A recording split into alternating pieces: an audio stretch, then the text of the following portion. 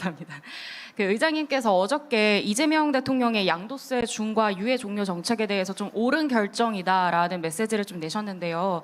이재명 정부의 부동산 정책 방향성에 대해서 힘을 싣는 발언이다라고 일각에서 좀 해석을 하고 있습니다.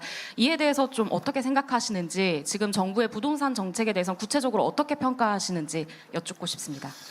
부동산 정책을 아주 중요한 정책으로 했던 게 지난번 문재인 정부죠. 문재인 정부 첫 해 제가 아까 말씀드린 대로 첫 해 원내대표를 했는데, 그때 초기 발표할 때 제가 원내대표로서 뭐라고 얘기했냐면, 빚내서 집 사는 건 이제 끝이다 이렇게 얘기했습니다. 근데 틀렸죠. 그 이후에 그렇게 되질 못했습니다. 사실 그때는 보면 부동산 대책에 대한 컨트롤 타워가 좀 취약했다. 그리고 공급 대책이나 현실성에 있어서도 결국은 시장의 요구가 제대로 반영되지 못했다 이렇게 보고요. 그리고 한편으로는 임대 사업자를 양성화하면서 다른 길을 열어놨고, 결국은 LH 사태를 거치면서 부동산 정책이 국민의 신뢰를 다 잃게 됐습니다. 가장 중요한 건, 부동산 정책에서 가장 중요한 거는 정책에 대한 국민의 신뢰가 가장 중요한데, 그런 점에서 보면 이재명 대통령께서 최근에 하고 있는 그런 그 양도소득세 중과를 예정대로 하겠다, 이것을 아주 강력하게 강조하고 대통령께서 직접 이야기하시고, 그렇게 하는 것은 국민들의 이런 부동산 정책에 대한 신뢰도를 높이는데 매우 중요한 일이다라고 생각합니다.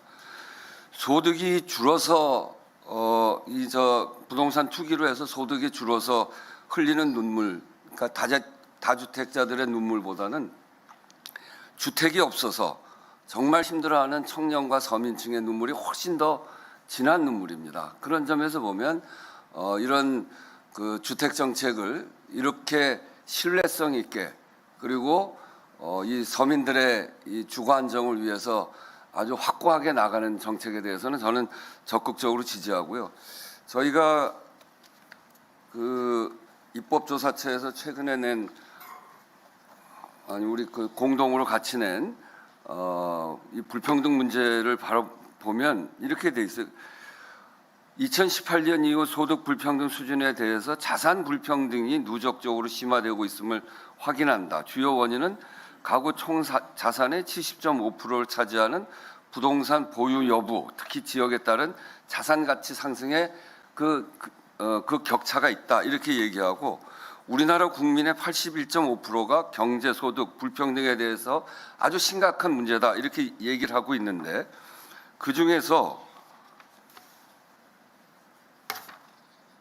76.7%는 실제로 자산 불평등이 매우 심각하다 이렇게 생각하고 있고, 이것은 OECD 회원국 중에서 최고입니다.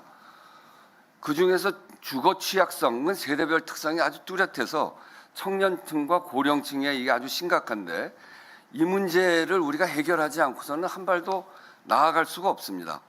그런 점에서 보면 이번 양도세 중과 유예 종료와 같이 대통령이 강력한 조치를 취해가는 현 상황은 매우 잘하는 것이다.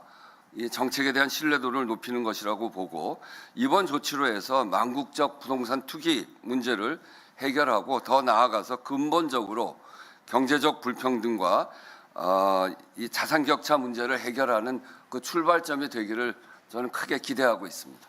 네, 다음 질문 받겠습니다.